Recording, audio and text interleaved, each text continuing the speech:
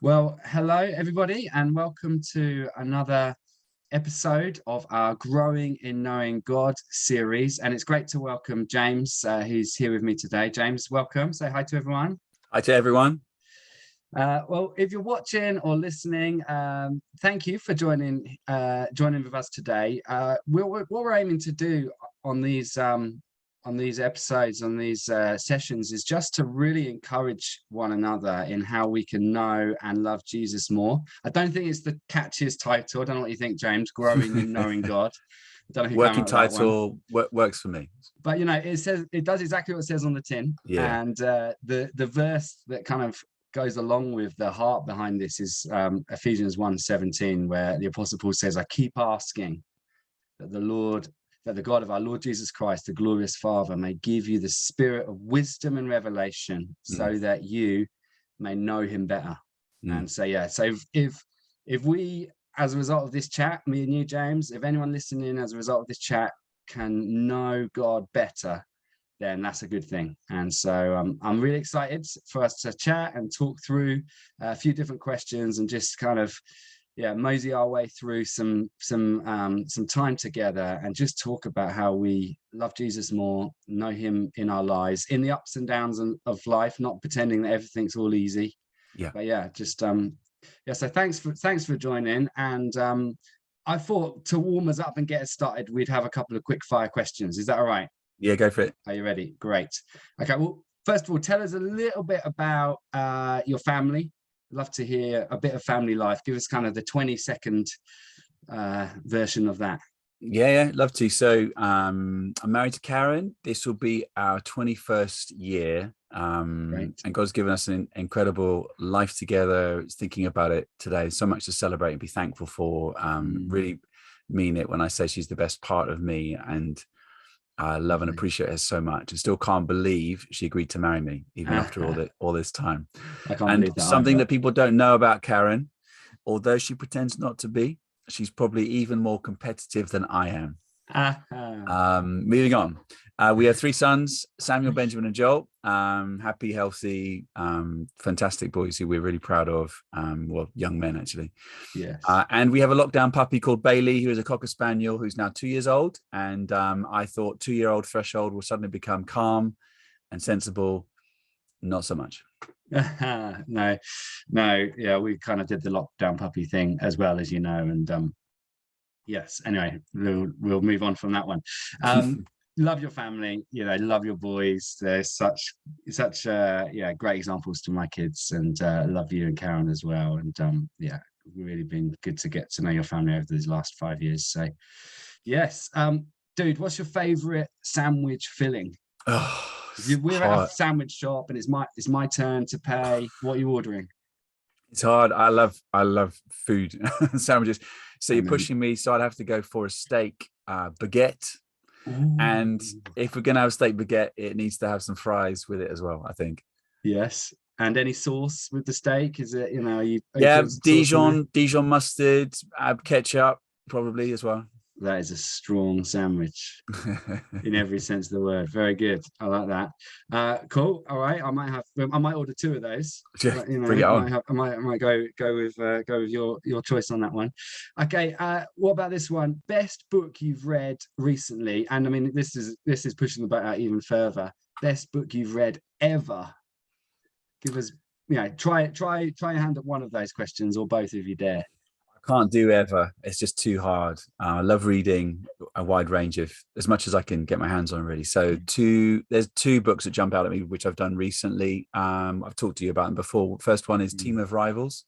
Amazing biography of Abraham Lincoln and his cabinet at the time, which consisted of rivals from both sides of the political wing, and how he led them and hit through his character. Just an amazing man.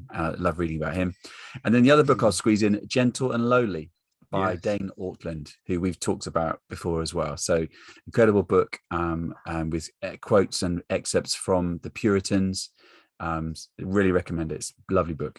Yeah, I agree with the second one there. That's a good example of a book where you read it and you think, I know God better Yeah. through this ministry and through Yeah. what I've read. Yeah. So, and I love the example. I haven't read the Team of Rivals, but what a leadership gift to be able to gather, to be confident enough to be able to gather different opinions, different gifts, and see the strengths of those come together in a team. It's fantastic. Yeah. Last one, and then we'll get into a bit more of the kind of meat of what we're going to talk about today. But I'd love to hear from you. You know, we've said about at home family. When does Grace Church most feel like family to you? I mean, obviously, you know, you shared some of the questions beforehand. I thought about this one, and it's a hard question to answer. What I will go with is, on a Sunday, I often get to host and preach. And it's a really special thing to stand on the stage and look out into the theatre and, you know, on the floor, the balcony, and see the incredible range and diversity of people we have in Grace Church. And it's amazing. There's no way that we'd be gathered together naturally. There's no way. We don't have anything in common. Different walks of life, but we're there for one reason, and that is Jesus. He's gathered us and he holds us together. So those moments are special to me. It's a precious thing, the way God brings his family together. And like you say, we have, once there's nothing in common, and yet we have the greatest thing in common. And to not just be like family, but to truly be family in him is amazing, isn't it? Yeah. James, I mean, as we get into this, now, I first of all, I just wanted to honor you and say, I feel like you've helped me know God better. You know, I say to Sam all the time that you're one of the God's greatest gifts to me in being part of Grace Church. You're a great friend, but you're also a genuine inspiration in just loving Jesus more, in doing that in a real way. So I just want to honor you. I want to thank you for that. And I want to say, keep going, brother. And I'm just really pleased that we're getting to just hear a little bit of your journey and your story, and just get under the hood a little bit in terms of how you pursue God and seek to know him more. Let's start to chat about that, shall we? Let's talk about how we love particularly to hear from you, how you have really grown in terms of knowing God deeper. You know, has there been moments in your life, has there been habits, practices, seasons, whatever, insert your kind of Christian jargon word there, where you've got to know God more? Like, tell me some of that from your life. I think the moment to moment things are probably the most significant. So habits, it's amazing how they build up over time. But I was thinking about, in terms of the question, significant times as well. I'm old enough to remember and have experienced highs like Toronto Blessing. I remember as a late teen, early 20s, God really meeting me and changing me through some of that. And there's things that were to not hold on to, I think, and discard, but other things that were great. But the more I thought about it honestly, I think it's the lower points in my life when have been most significant in terms of knowing God more deeply. So one that really jumps out at me is a while ago, a long time ago now, but one of my lowest points probably as an adult.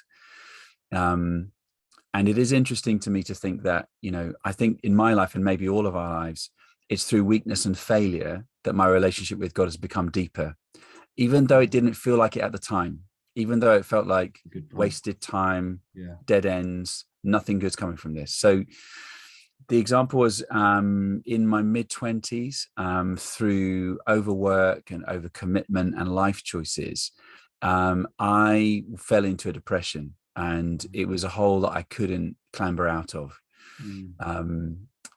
by myself in a way that I had been able to with challenges before. So through counseling and time and different choices, I slowly, it was very gradual, started to just feel more like myself again, because I didn't feel like myself at all through that period. What was interesting to me was that I think it was at that time when I started to truly value the Bible. My story is I grew up with Christian parents, was encouraged to go to church throughout my childhood and young adult life. And I trusted in God, I believed in God, and I had a good relationship with God. But I think that was a key moment for me when actually the Bible just was food. I needed it and I wanted it, and valued it in a way that I hadn't. And the Holy Spirit highlighted key verses in that period of time over a few months.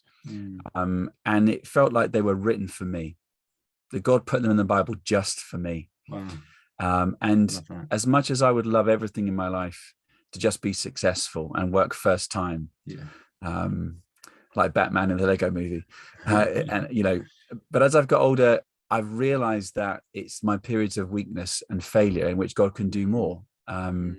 So, if I think back to that time, I was afraid that I was never going to come out of it. It would be wasted time, that somehow I would lose something of God or whatever.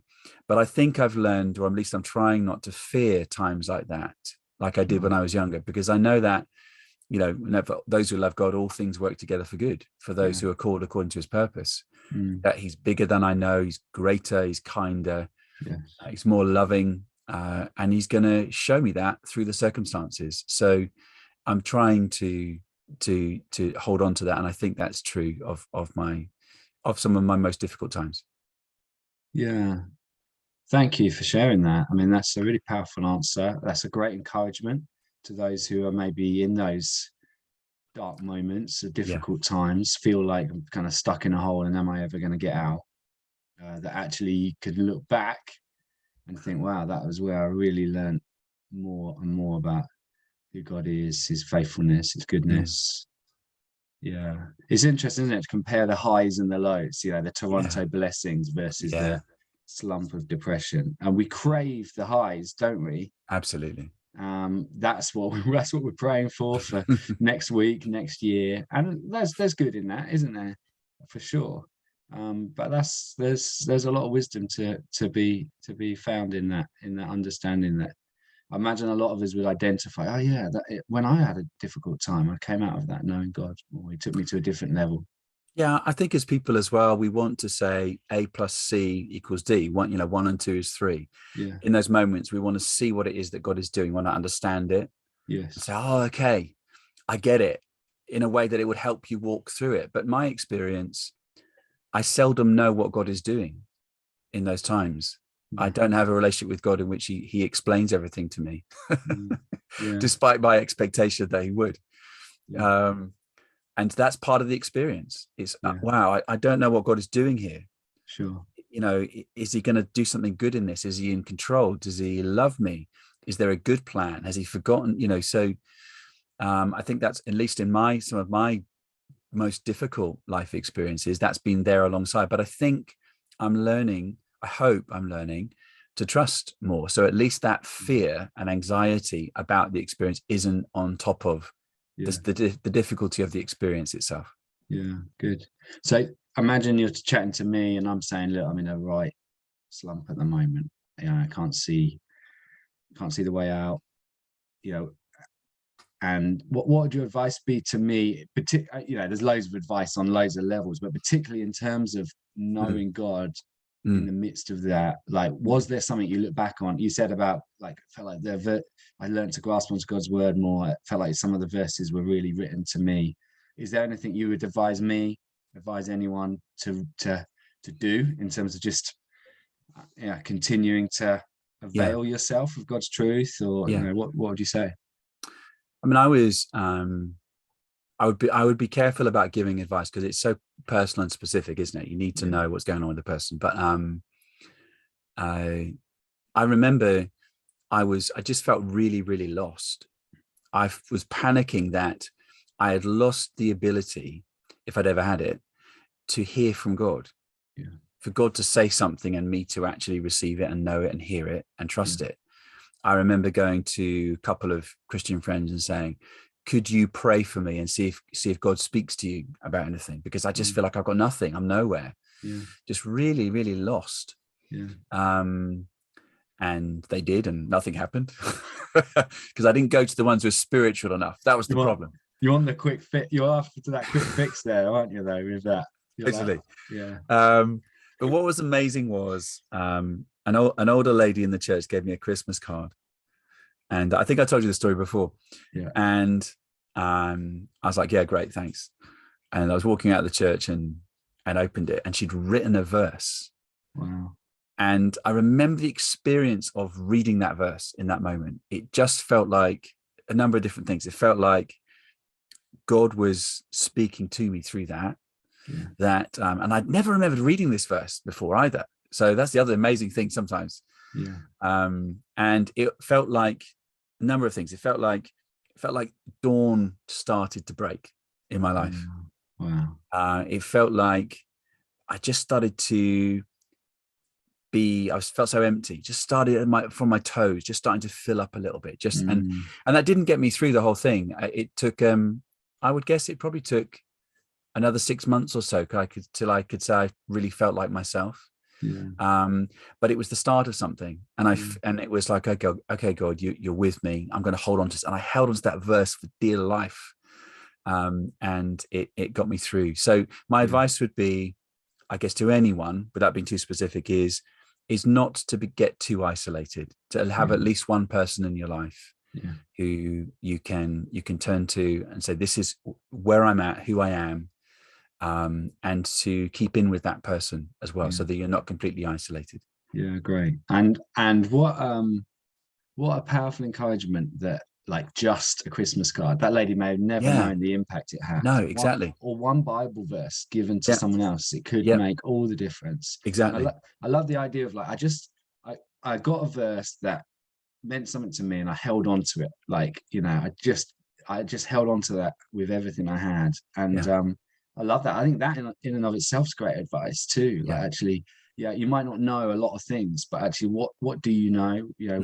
What truth is God giving you? Yes, you can grasp onto, hold on to that. And it reminds us of the power of God's word, doesn't it? It absolutely. is alive. It is able to reach us when we're not outside of God's reach.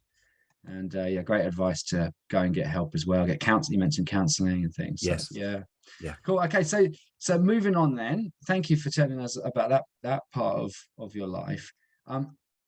Another question I'd sort of scribbled down is, what about the more routine stuff? What about the more day-to-day stuff in terms of growing in your love for Jesus? Is there stuff that you do that you found helpful? Is there stuff that you've tried and thrown away and it just hasn't fitted for you? Give us a bit of a picture of what habits or patterns might look like in your life.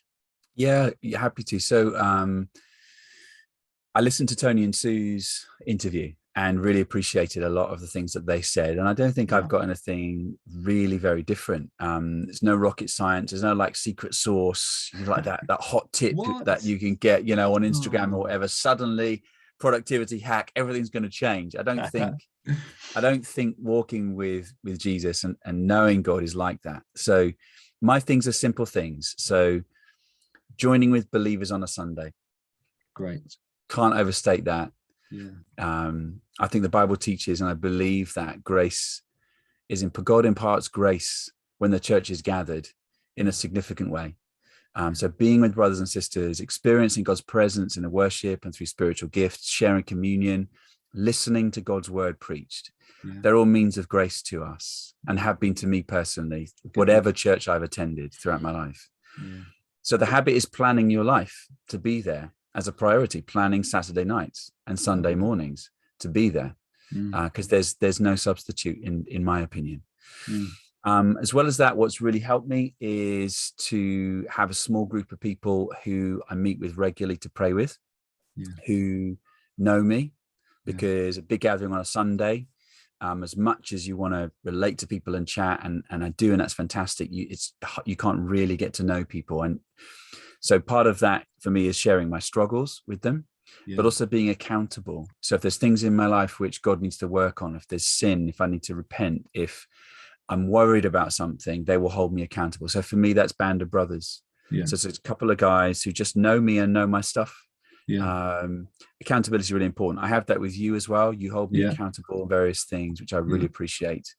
So being known is a really important spiritual discipline. I think key to being honest with ourselves and supported as we grow with God. The main and authoritative way. Can I jump in? Pause for a second, because that's gold, and I feel like you're about to say something else that we'd like to dive into. Let's just say, what if you don't have that?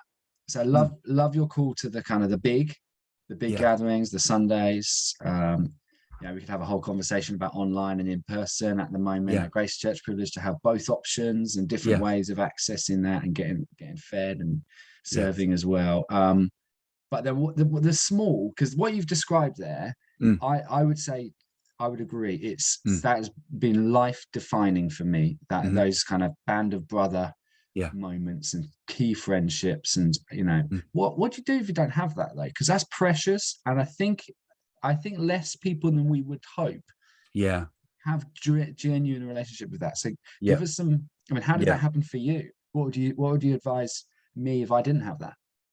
Well, I appreciate it's easy for me to say it and harder to do. I think if I woke up in the morning and thought, right, I want to develop 3 friendships today, and they're going to be like this level of honesty and accountability by the end of the day, probably not very likely to happen. You never know, but probably unlikely. So I think if I was setting out to say I'm going to have these, it's you don't know how it's going to develop. So I would just say the very simple thing is find someone who you sort of know and trust and like, and just say, would you be up for praying regularly together? And just don't overdo it. You just start once a month, or twice a month, but set it, agree a time, agree how you're going to do it, and do it, and just see how God encourages you. There's no, when we first started meeting, I was not as open and honest as I am now. I wasn't like, I'm such a wreck. I'm like, no, everything's fine. You have to learn to trust each other, don't you? And know who you can tell your stuff to, and who they're going to be helpful. And that does take time, I think, but it's not complicated to find someone who you sort of like and get on with and trust, and say, would you be up for praying once a month or something like that? And then see how that develops. Yeah, really good. I've found, as I've done that in the past, as much as you feel like you're being a bit of an imposition on someone and maybe taking a bit of a risk, actually what you're asking for, you're actually offering them gold. And you're actually serving them in saying, like, would you like to pray half an hour once a month on Zoom or whatever? I agree. And I like the way you've kind of framed it about, like, keep it simple early on. And you can, the great thing about church is if you show up and you're a regular, if you serve, if you get involved in a small group, God's going to put you alongside people. And actually, there are going to be people that are going to do you good one way or another, and you can serve them and say, just kind of seeing who God brings on your path. I think, like, pray about it. God, give me some people that I can do life with, and I can serve, and I can be blessed by. Oh, really cool. Thank you. Sorry, I hope you didn't mind me pausing on that, but I think that's just so precious. And I was just like, that's me too. I've really grown in those moments as well. No, it's good. And it's funny what you said too, because I remember when we started Band of Brothers, I thought, oh man, who on earth is going to want to meet with me and talk about stuff and pray? It's just like, that is not an attractive offer. But you're right. We all have that need. And it's good to be known, and it's good to know others and share their struggles. So so what I was going to say as well was just the main and authoritative way God has given us to know him is through the Bible. So if you want to grow as a Christian, I just think the main way God will do that is through knowing him through his word. And I know that's a tough one for many who just don't enjoy reading or maybe struggle. So it isn't, I appreciate that isn't always the most straightforward or easiest thing, but there's so many ways we have now. Tony and Sue were talking about this in their interview. I know my parents, they love listening to and reading the Bible in 1 year. Thing that Nikki and Pippa Gumble do. There's an app for that now. So just having some kind of plan where maybe you can take it in bite-sized chunks. Maybe you could have that, you could on reader mode, so you read out to you rather than having to read on your screen. But just do something regular. So for me, my habit is to read the Bible each morning, and I'll pray before, during, and after of that as well. I'll talk to God about what I'm reading, and try to make time. Often my time's a bit rushed, so I probably need to work on just creating a bit more space around that. I'll worship sometimes too, but the Bible will be the central thing. And it's not about reading the Bible knowing the Bible. It's meeting with God as I read the Bible and hearing him, talking to him, questioning things, and memorizing things, writing stuff down, journaling things. But it's all around that, and that's a habit that I think is something that over time God will use to really shape you. Yeah, great. I mean, can we drill down even kind of more specifically, like where are you? Yeah. Are you on your phone? Are you? Yeah. Do you have pen and paper? Like, are you reading a whole chapter? Are you reading 3 verses? What are you doing? Like, I change. So variety is quite good for me. Yeah. So like mix it up. Yeah. But my pattern is, so I'm generally in the space I'm in now because it's just a bit of space, you know, not disrupting the rest of the family too much. Because when I worship, I really worship. The house shakes. They don't appreciate that being woken up. So I use a plan currently called the Murray McChain plan, who's a young incredible young Scottish preacher, and he wrote out for his church members a plan to get through the Bible in 1 year, and it mixes up Old and New Testament each day. I just really like it. I remember talking to Roger about it quite a lot, and he was like, "Oh yeah," he knows how he knew all about it. And so I just sit I use a Bible rather than my phone. I have a journal with me, so I'm writing things in that at the same time. Sometimes I will underline and write things in the Bible itself. And yeah, it's not complicated.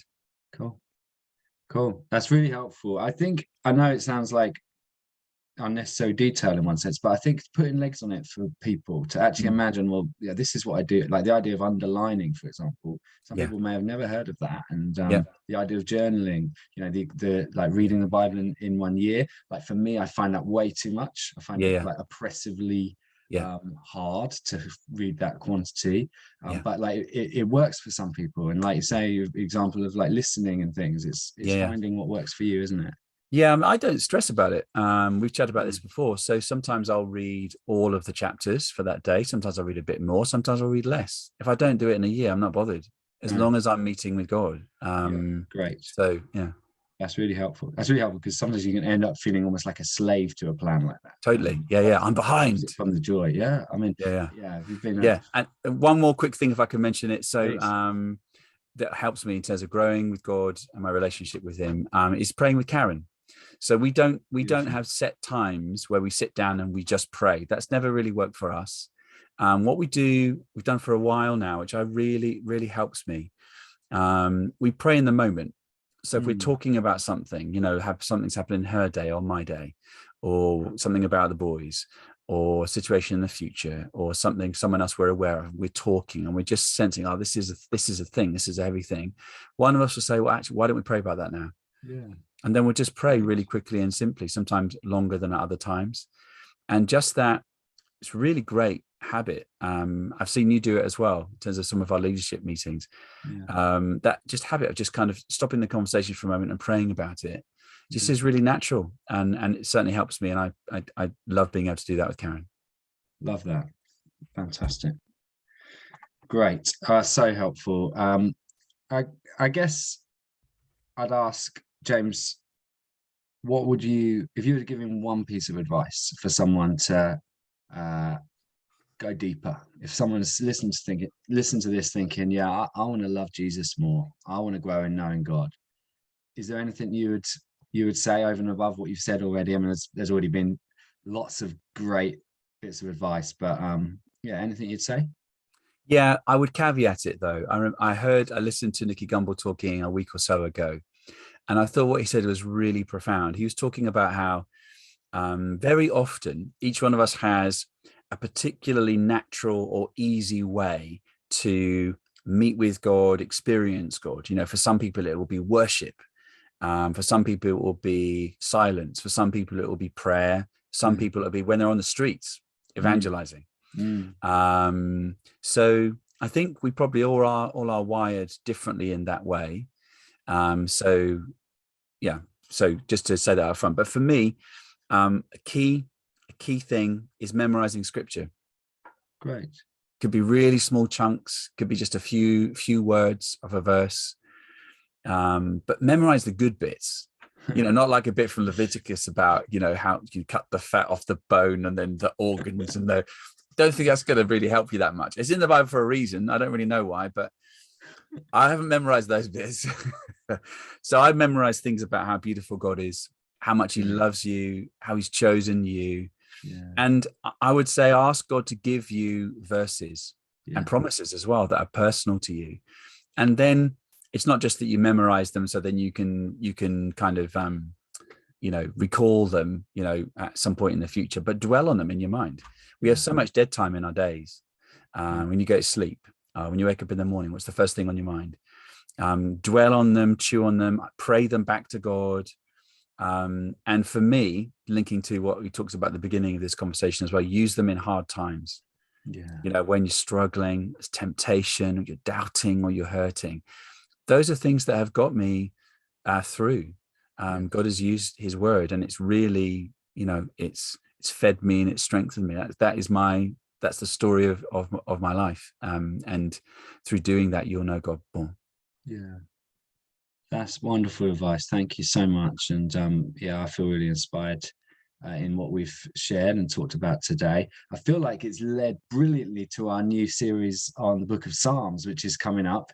I don't quite know when this video is going to come out, so it may have already started at Grace Church. I don't know. But if you're listening to this and you haven't heard the beginning of our Psalm series, we're kicking off looking at Psalm chapter 1, which talks about being like a tree planted by streams of water, and it's someone who meditates on God's law, meditates on the word. And I think memorization, as you just said, and just that routine habit of drinking in from God through the word is all linked to that so beautifully. So you've served us really well in linking to that. James, I wonder if we might finish just in prayer.